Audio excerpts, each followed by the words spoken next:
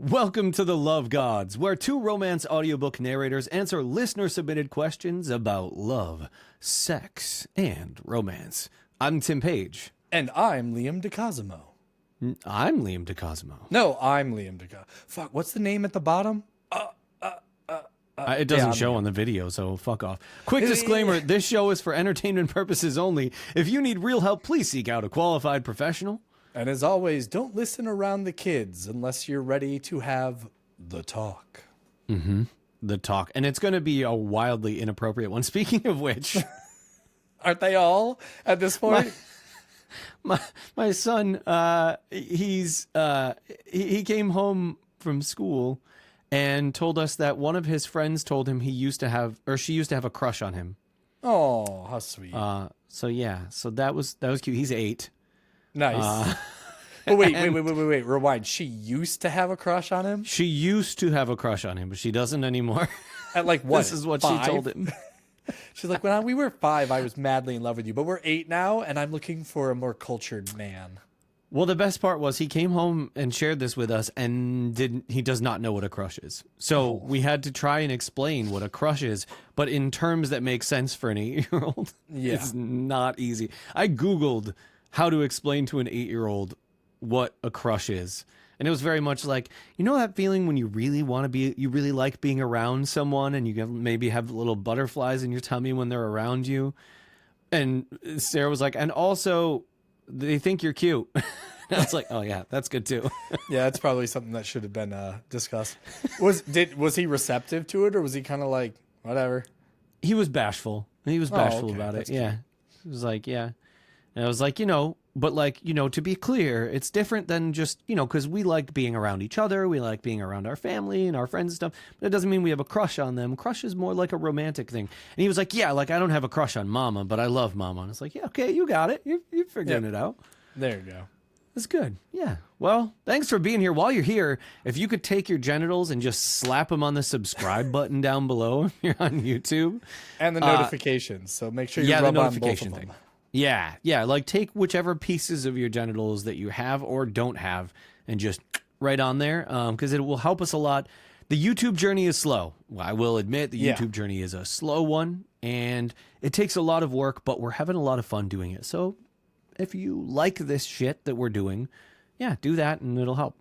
We get to see each other's faces. This is more for me and Tim than you guys. That's all it is. Yeah. Like it's spank bank material for later. Yeah, that's true. That's true. Because most of the time we only see each other's faces during like fight nights. Yeah. So I get to see him on like a Saturday evening. So this Yeah. is like my midweek Tim fix.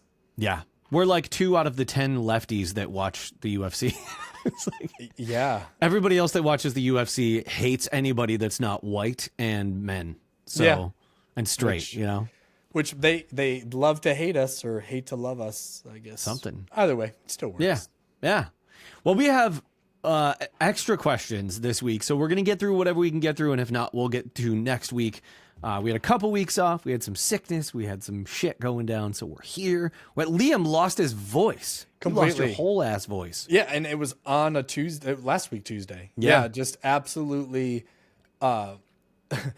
I coached my son's soccer team, and I had to tell my co-coach or my assistant coach, whatever you want to call her. I was like, "Hey, man, you're gonna have to run tonight's practice." And even then, I still would try to talk, and I got home and it was gone. And I was like, "Okay, maybe tomorrow I'll wake up, I'll take a nice hot shower, loosen up the vocal cords." Nope, no dice. It didn't come back till weirdly, Wednesday evening. I was able to jump back into the booth, but Wednesday morning, I still couldn't do it. So it was it's a pain. 4 o'clock, 5 o'clock in the evening. I finally was able to go and try to knock out a couple chapters. So it was good times. Yeah. Losing your voice in general sucks, but in our line of work, it extra sucks. It's it super sucks. Like a fucking vacuum cleaner on your dick, And it's weird because when it did come back, it was super bassy. So I almost while recording, I kind of had to pitch up to get it to where it should sit normally, but otherwise it was really sitting right here. And I was like, whoa, this is not right. This is weird halfway through a book. What happened to the character? I'm usually the beta male. Why am I suddenly King Alpha? This is weird. It's true. And I listen. We don't do a lot of like promoting our own shit, but we're gonna do it right now because it's our show and we can do what we want. Fuck yeah, let's do it. We have a music album coming out on April 4th of this year. So if you're watching this in the future, after April 4th, 2025, it's out now. But if you're watching right now, which let's be clear, you're going to watch this tomorrow morning from when we're recording this, you got about a month. And then our first full-length album under the name Tim and Liam. So you can check it out. We do have a little bit of music out right now, but one is like from years ago, and one will be on the album. Yes. So you can check it out if you want to. If you like, like some punk rock, some pop punk, rock and roll, it's a lot of different genres in one. We are genre non-binary. If you Yes, which is really cool because Tim and I were talking about this in the pre-show. This is the third project we've ever worked on together, but is the first one where it is just the two of us. So it's very fun to just the two of us. And what's really, really dope too is this is the 20-year anniversary of when we became roommates and best friends in 2005. So like we knew of each other in 2003. We became friends in 2004. Yep. But it was March of 2005 was when we became roommates and then immediately best friends. Like within, I think like a day of being roommates, we were like, we're like the same person, but slightly different. This is amazing. You get all my shitty jokes. Nobody else is going to want to be friends with either of us. We might as well be friends with each other. Yes, which is why I think nobody else is friends with us anymore. We're only friends with each other. Like, these guys are kind of assholes. Well, you're the same kind of asshole I am. I mean, all right. Yeah. All right. Yeah. Let's just be best friends. Yep. Worked out really well in 20 years. It floors me, dude, just thinking about fucking 20 years ago. I know. I don't feel like I've been alive for 20 years. Like, let I know that long. That's the problem. Yeah. Yep. A little more than double that. Yeah. Oh, damn it. Yeah. It's all right. All right. So check it out April 4th on all of your preferred listening services. We'll have some music videos coming out as well. I may even have, if it is something that you are interested in, I may put out a post asking for your help. So if you'd be interested in participating in a music video for our song, all would be welcome. And you might even get early access to a song before anybody else gets access to it. So my favorite song on the album, and my son's favorite song on the album. He's obsessed. I saved the audio clip that you sent of him singing it. It's friggin' so darling. So so look for that April 4th. Sounds good. All right, let's get into the first question. It's a little bit of a long one. Actually, no, I'm going to flip things around because we're just starting the show. Let's go with what will likely be a shorter one, just to ease it in. Just the tip, just for a second, just to see how it feels. This one comes in from Anonymous, and all it says is, simple question: do guys care about a woman's body count? So this is like a huge thing in the red pill community. Yeah. If you don't know, if you are listening to or watching this show and you don't know about the red pill community, let me tell you about the most unfuckable human beings on the planet. All right? These people hate women, but they'll pretend they love women, but they hate women. They treat women like commodities, and if they have ever had sex before, they're not a virgin. They're an absolute hoe and like a weight. Oh, God. Don't get me going on the red pill community. Do guys care about a woman's body count? Some guys do. I could not give less of a fuck. No. Who fucking cares? You have lived a life up until the point that you've met me. Like, let's say this is a person I'm getting into a relationship with or whatever.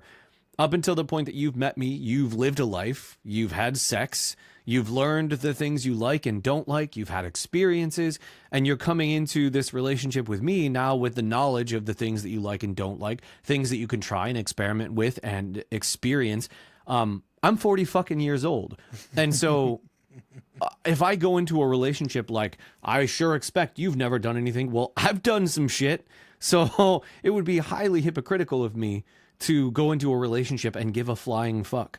Yeah. And people are like, well, what would the number be? What if it was 100? What if it was 1,000? And I'm like, I still don't care. I still don't give a shit. Who cares? Because all of those things were the experiences that you had that led up to me. And as long as you get fucking tested before we hook up, I don't care. You know what I mean? Yeah. I assume you share the same sentiment. No, 100%. I mean, there's no. I don't see why there's a reason, like, one to care, or like two to really talk about it, unless it's something that like you want to know about. Yeah. And it doesn't even have to be from like a numerical sense. It can be like, hey, are you into this? Have you tried this before? Is this something that you may want to experiment or try with me? Like, that's such an arbitrary thing to give a fuck about. Like, say you've had sex, to your point, say it's 100 people, right? How is having sex with 100 people one time different from having sex with one person 100 times? It's the same number of sex. Like, and like you said, as long as you're getting tested and you're being safe about it, like, who gives a fuck? Like, why does that ultimately matter? And I think that I think this has a lot more to do with trying to find yet another way to judge a woman and not hold men to the same level of accountability, right? Like, if a dude has slept with a bunch of women, he's like seen as an alpha, or like, you know, oh, he's a player, right? We use terminology that is less offensive. It's like positive. It's almost positive. It's complimentary. And then you go to a woman and like, oh, she's a hoe, she's a slut. Like, you know, you're using this different phrasing, this different terminology, and its intent is just to make her feel bad about herself. Or if anything, it's a scare tactic to be like, no, you shouldn't enjoy sex the way that men do. Like, men can do it for pleasure, women do it for reproduction. Right? Like, that's the mindset. And it's so offensive. It's so fucked up that anybody would view sex in that regard. If sex was not meant to be pleasurable, why would it fucking feel good? Yeah. You know, like it's just such a bizarre concept to me. But, you know, I can't tell somebody how to feel about something, but I can encourage people to not get caught up in the way that certain people may feel about or judge you. Because at the end of the day, the people that would judge you for that shit are shitty people anyway. So why would you give a fuck about their opinion? Like, if somebody came up to me and was like, I think you've slept with too many people, I think you're a whore, I'd be like, cool. I don't know you well enough to give a fuck about your opinion.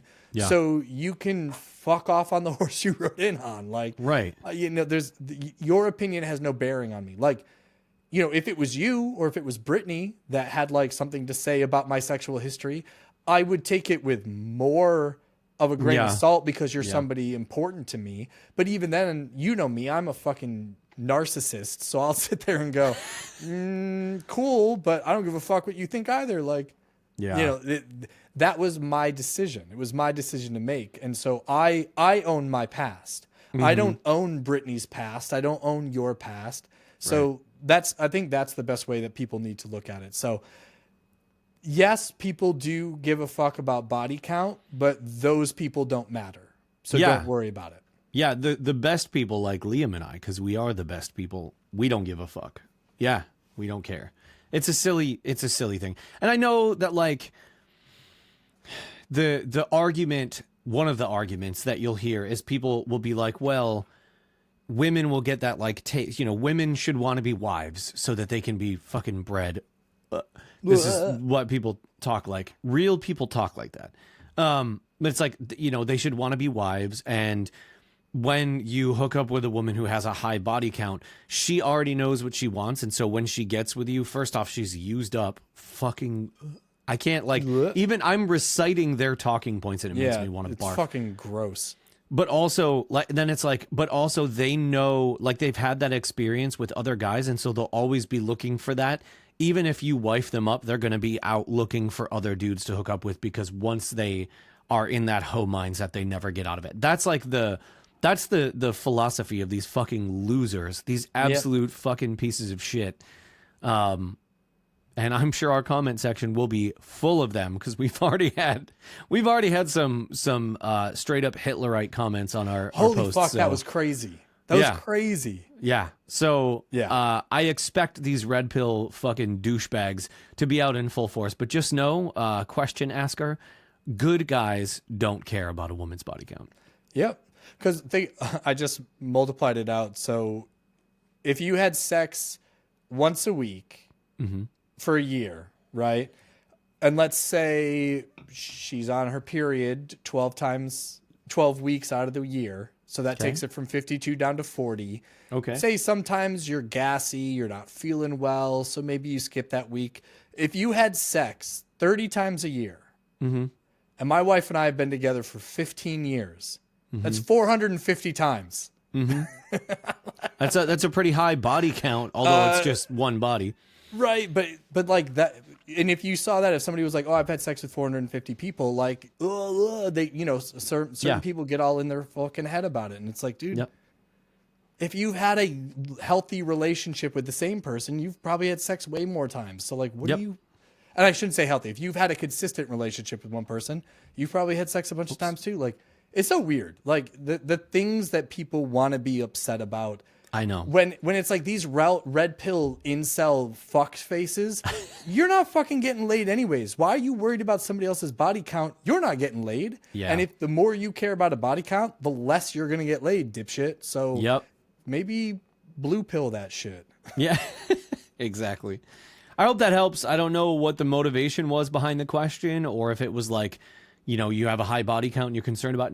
Listen, genuinely, most people don't care. Like, I really believe that community is like, it's small and loud. And so if you've heard like, oh, guys don't want that shit, like, chuck that shit out the window. Don't worry about it. And if you find a guy that cares, he's not the guy for you, because it's poop. That's it. Or just lie to him. I mean, fuck. How's he gonna research it? It's not like he can fucking like, let me Q-tip swab your vagina. I'm gonna run the test. Oh, your body count's higher than you said. Like, fuck it. Like I said, you don't owe anyone your past. You own your past. Nobody else does. And I agree with that sentiment. My only thing is, I would want to know if my partner was a piece of shit, and that's like a way to find out. If you're like, I've hooked up with 25 people, and they're like, I can't believe that's fucking gross. And then you're like, oh, okay, so I know you're trash. Great, perfect. Yeah. Well, but you would even know if they were asking. If they're like, well, how many people have you slept with? And you'd be like, fair. I would look at them and I would tell them, like, there's no number I can give you that would be acceptable. Yeah. That would also be honest. You know what I mean? I could lie and give you a number, and because I think maybe you'll feel good about it. But even think about that. Like, if I was like, oh, I've had sex with 5 people and they've only had sex with 1, they're going to be like, might be like 5 is a lot. Yeah. Oh my gosh. Or if you say a low number, they might be like, oh, you might not have the experience that I need. Right. Yeah, exactly. So like, there's always going to be a catch-22 to it. So like I said, for the most part, it's like, you own your past, I own my past. Like, if you really want to talk about it and you're going to do it with an open mind, then go ahead and have that fucking conversation. But like I said, I don't think it's healthy relationships. It's not something that like is necessary to know. Yeah, I agree. I think you can have the talk. I've had the talk in the past with people and like shared that, and it wasn't a big deal.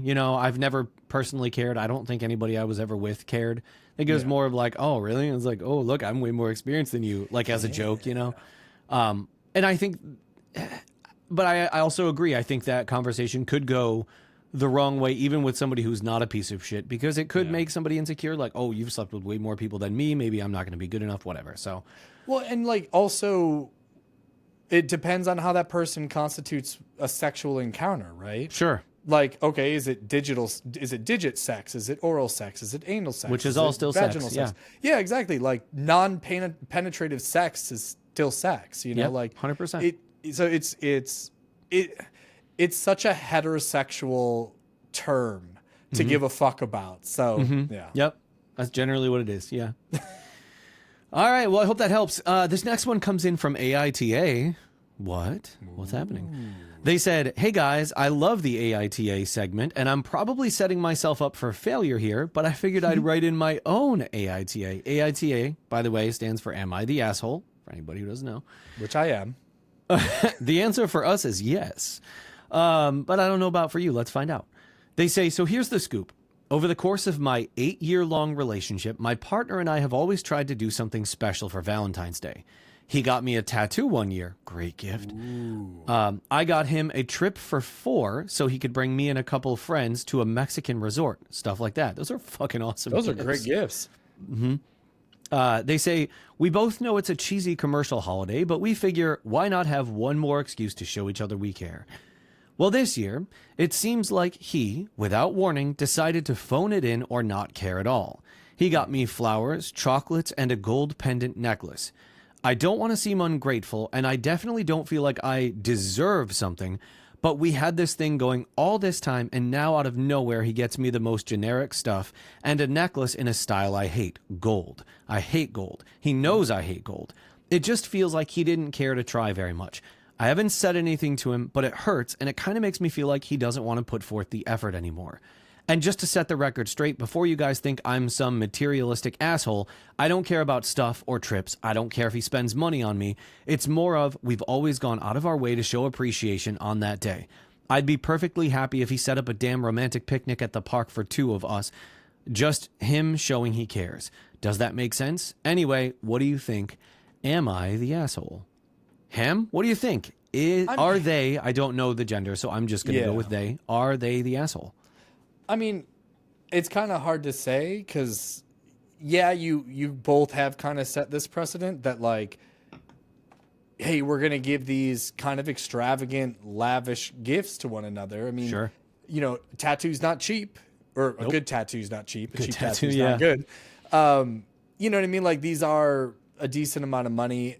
It is weird that, especially if it's something that you think he knew, that you don't like gold. And the fact that he bought a gold necklace does kind of feel like he's phoning it in. Maybe it's something that you assumed he knew, but he didn't. So, you know, you maybe also take that into consideration. I'd be interested to know what they got him this year. Like that was like, well, I got him this and that was really big. And he got me the necklace, which felt pretty, you know, below the mark, you know, below where the level of expectation was. I mean, maybe he couldn't afford shit this year. Like, fuck, we're living in 2025. This shit's expensive.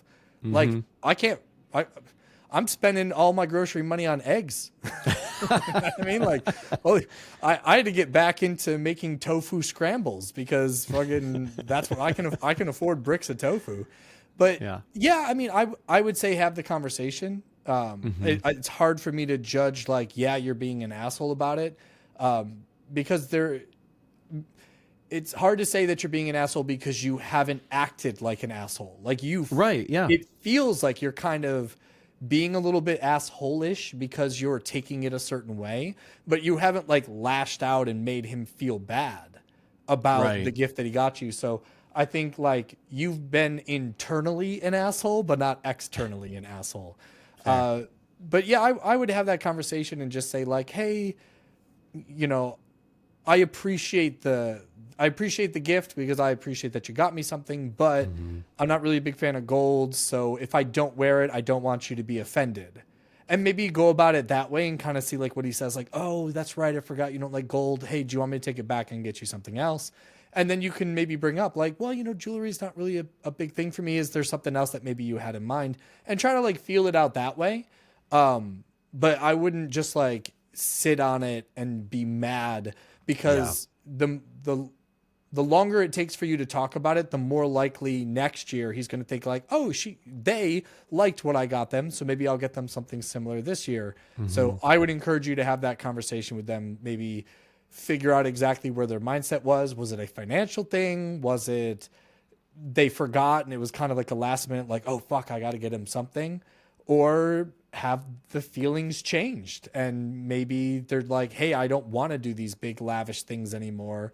Like that was great in the early days, but you know, we're a little bit older. Let's do something different going forward. And then you guys can have that conversation. I mean, really any gift is appreciated. You know what I mean? That's the way I would look at it. Like it doesn't have to be some sort of weird benchmark, but I don't know, man. Like I know for you, like you're fucking Timmy Claus. So like you're all about the gift giving. I do love giving gifts. Yeah, and you always give really thoughtful gifts. So like, would this be something that you would feel a little bit like bummed out that that you felt you were connected with didn't get you something that resonated? So although I enjoy getting gifts, it doesn't really like gifts for sure are not like a big thing. Getting gifts are not really a big thing for me. I enjoy them. I appreciate them, that kind of thing. But I am much like a gift giver. I love giving gifts. It's one of my favorite things. Like I look forward to Christmas, everybody else opening their presents. That's my favorite part. And people will be like, "You're not opening your gifts." I'm like, "I know, let me enjoy my favorite part." You know, like that's how I am on Christmas. And, and during like giving holidays and stuff like that. So it's hard because I'm not necessarily on like I wouldn't be here. Here's what I'm going to say. I don't think you're the asshole at all. I don't think. No. I also don't necessarily think that he is the asshole. This also has taught me that I need to put your preferred pronouns in the form. Yes. I should have been doing that all along, but it will make it so much easier. So, but we know he is he, him. So at least we're going to go with that. I don't think either of you are the asshole. What I think is that it's maybe a conversation to be had, but a really, really, really gentle one. And here's why. Because it could be any of a billion different reasons why this happened. I know like a lot of people that are absolutely fucking buried by life right now. Just buried by everything. Buried by the state of the country. Buried by their job, buried by fear and anxiety about, the economy, buried by fucking life is just hard and busy and kids and all that kind of stuff. Like we were just talking about before, how much time that this takes now doing the YouTube and cutting it into clips and editing and all that stuff. And it's like, we're all fucking buried. And while it's very easy to be like, it should never be your relationship that suffers, life is about a lot of this, right? That's kind of what happens. Sometimes you have a shit ton to give to your relationship and you do that. And sometimes you're the person in the relationship that doesn't have much to give and your partner takes up the slack. I'm not saying that's what's happening here, but I'm just giving one small example where he's not an asshole. He's just fucking maybe going through it and it slipped his mind that you don't like gold, or he thought that this would be one that you would like, or he saw it and it made him think of you. And he was just like, flowers, chocolates, and a necklace is all I got in me right now. It's all I have. Or money's tight, or a billion different things. So I don't think that you're an asshole and I don't think he's an asshole. It doesn't sound to me like you're like, I want extravagant gifts. I want important. I think it is a precedent that was set. Yeah. That was broken. It's the same thing as if you get in a relationship with somebody who is a big time texter and they always text you back like pretty quickly. And all of a sudden, one day they're not texting you back quickly. You're going to wonder what's going on. You're going to worry because of the precedent set. Whereas like if I have somebody that I text and that's how they operate, then yes, I will worry a little bit if they don't operate that way. Whereas if I text Liam and I know he's in the booth and he doesn't get back to me for a few hours, I'm not like, I'm worried. Is Liam mad at me, or is Liam hurt or whatever? I don't even think about it. I send him a text and forget about it until he texts me back. But again, if he was the type of person that insta-texted every time, no matter what, all the time, and suddenly that changed, that's cause for concern. So in this case, the cause for concern in your case isn't that he got you a gift that you didn't think was good enough. It was that it was like a subpar, less thoughtful gift compared to the thing that you've been doing for 8 years.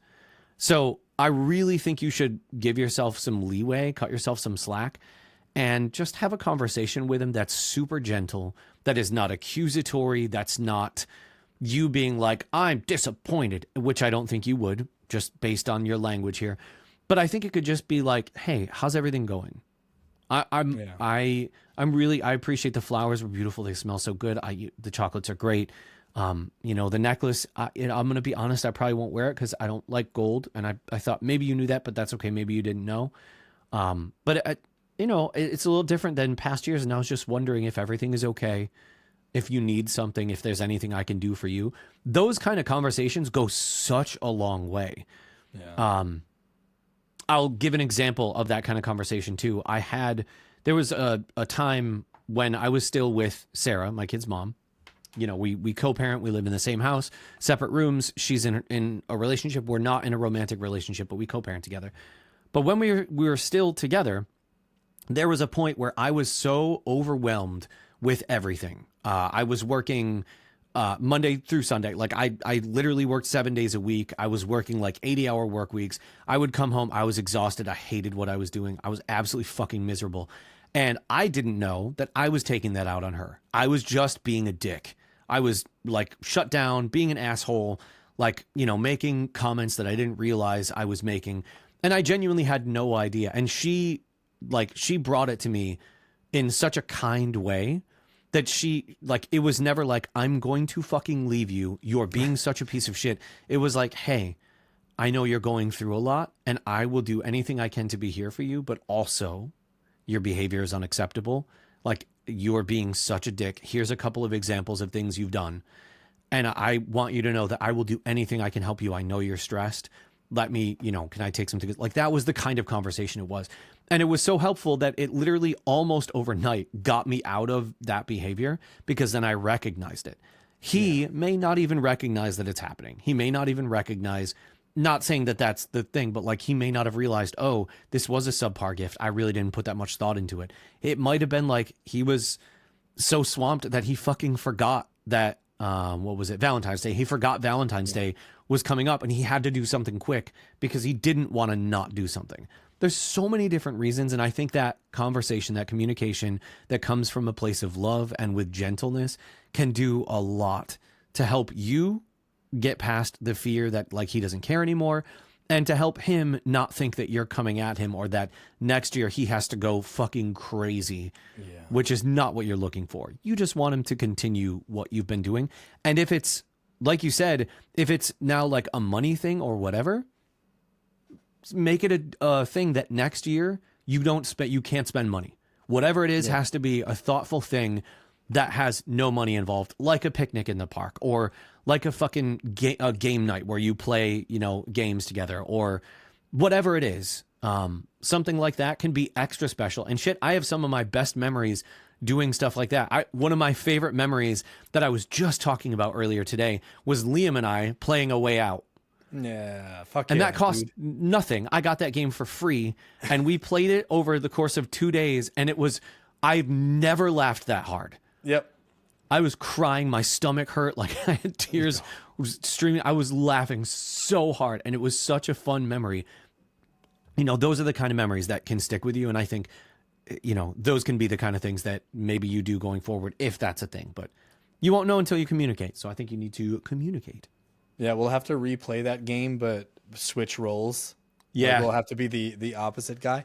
You know, to tag on that, so Brittany and I, for Christmas, we would always get each other like 3 things, right? So it'd be like one thing from me, one thing from Remy, one thing from Winnie, and that would be the stuff for Brittany. And she would do the same thing, like one from her, one from Remy, one from Winnie. But really, like, Brittany's kind of picking the stuff, and she's like letting the kids pick of the things. And same thing for me.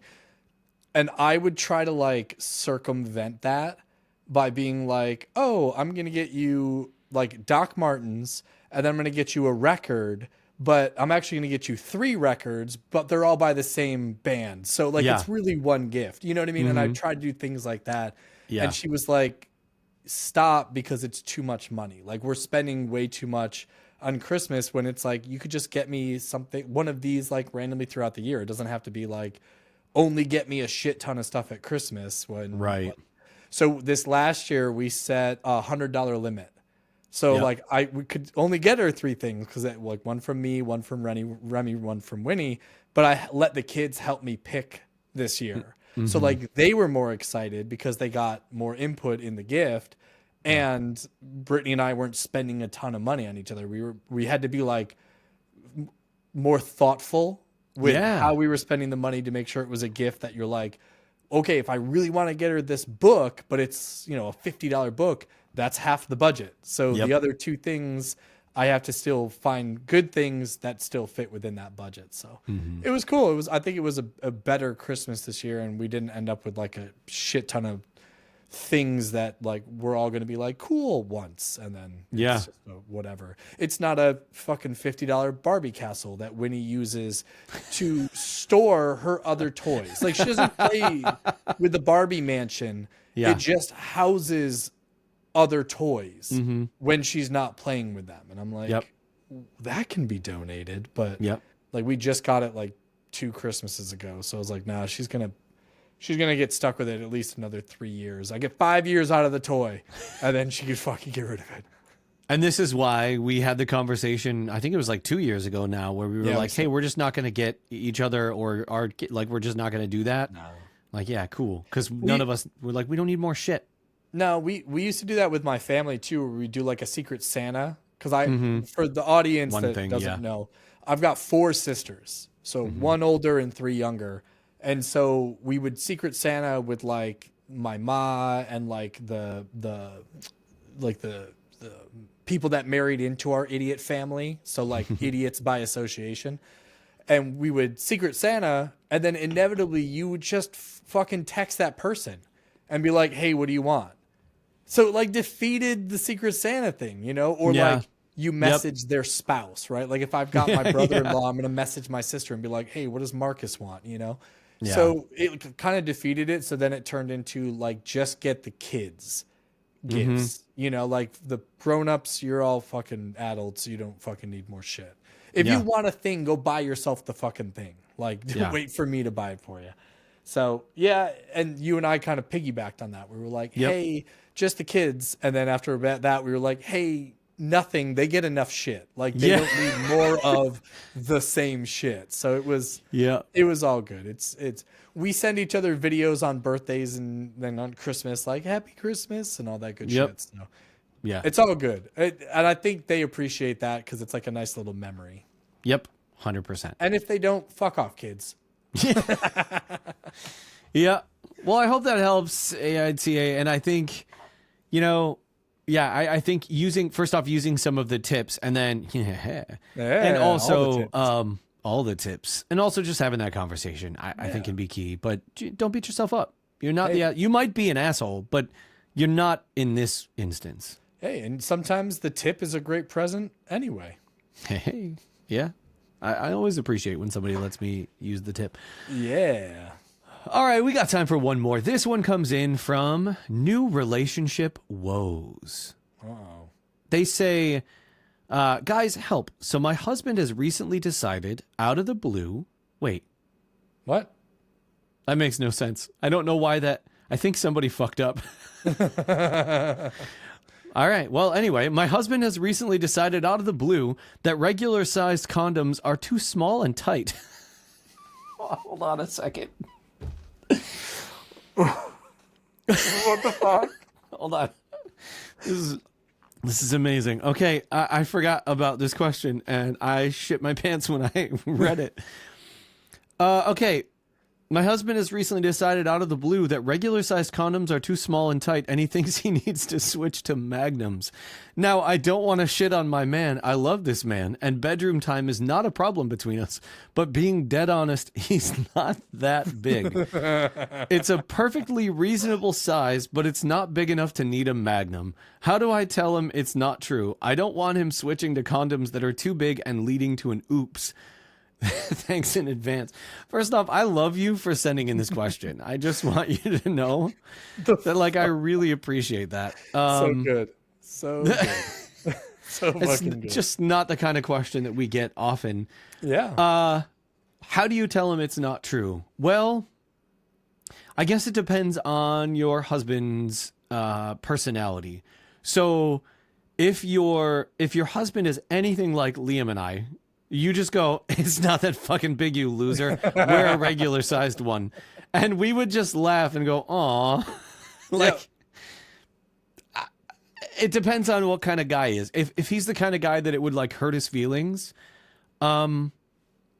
maybe before you're fucking, you buy the Magnums because I mean, yeah, sure, you're gonna spend however much money box of condoms is. I don't fuck anymore, so I don't know. But you buy a box of condoms and you let him put it on, and you see how easy it is to just go whoop and just pull it right off. Um, I'm just picturing you like in the moment, and he's like, "Oh yeah, baby," and then he's putting it on, and you just reach down and grab the tip and just slip it off. That, or wait till he goes in you and then tighten up. Yeah, your, squeeze. like Kegel muscle real quick. So when he pulls out, like the condom comes off, and you're like, sorry, bud. Like, not. I think like I'm partially joking, but I'm mostly being serious. I really do think that might be a way to handle that, depending on what kind of guy he is. If he's the kind of guy that like would get offended if you were like, honey, I love you. I love having sex with you. I love your dick. It's great. But it's not that big. If he was to get like hurt and offended by that, it might need to be the kind of thing where he needs to be shown. Yeah. But again, if he is secure in who he is and he knows that you love the dickin that he gives you, and you know, like he's anything like that, it wouldn't be too bad to just be like, honey, Magnums, no. Yeah, we'll get that regular condom back on. I'm sorry that it's too small and tight. Listen, I will also speak. Okay, we're gonna talk about my dick again.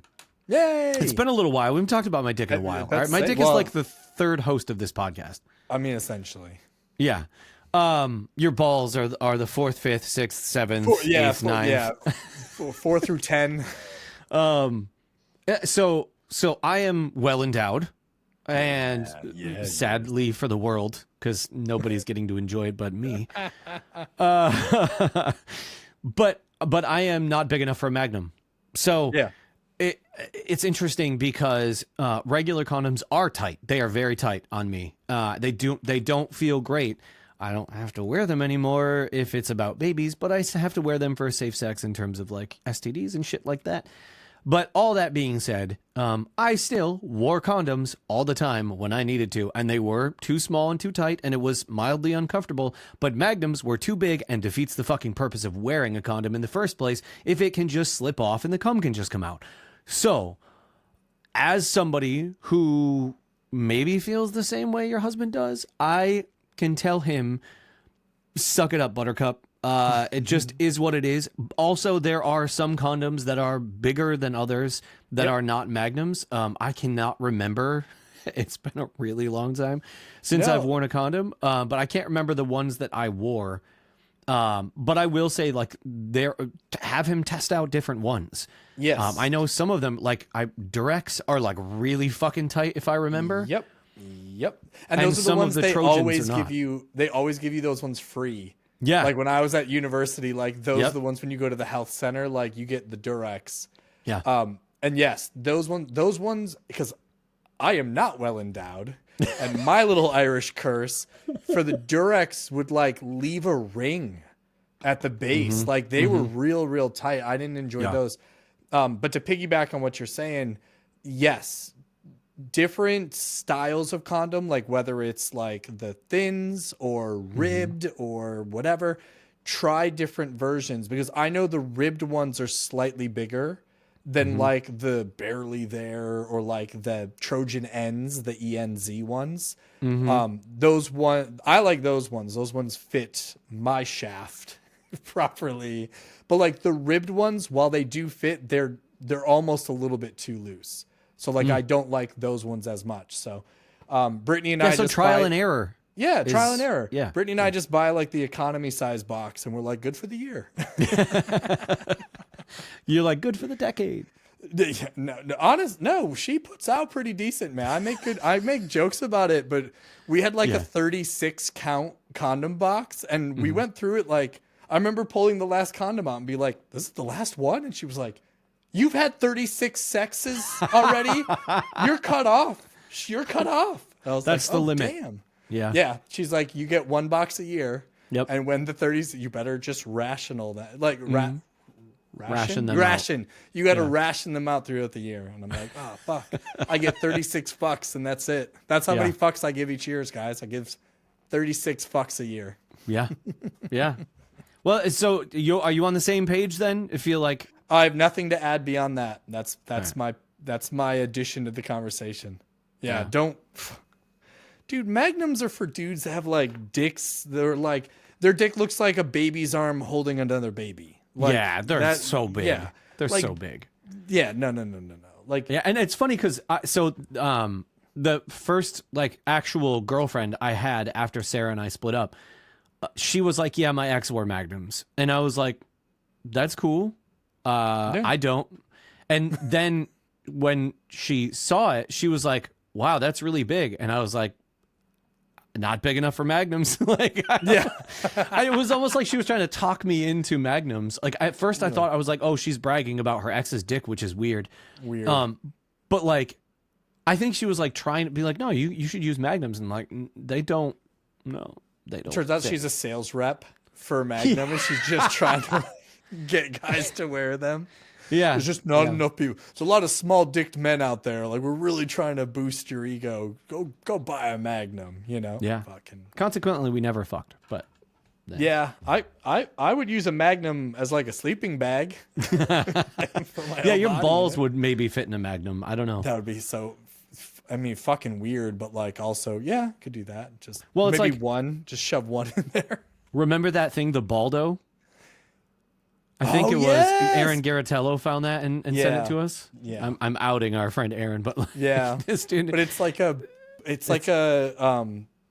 like to make your balls look bigger. It was like a no, it's a dildo. It's a dildo you put your balls in, and it Oh, yeah, so you that's can what it use your was. balls as a dildo. It's Baldo.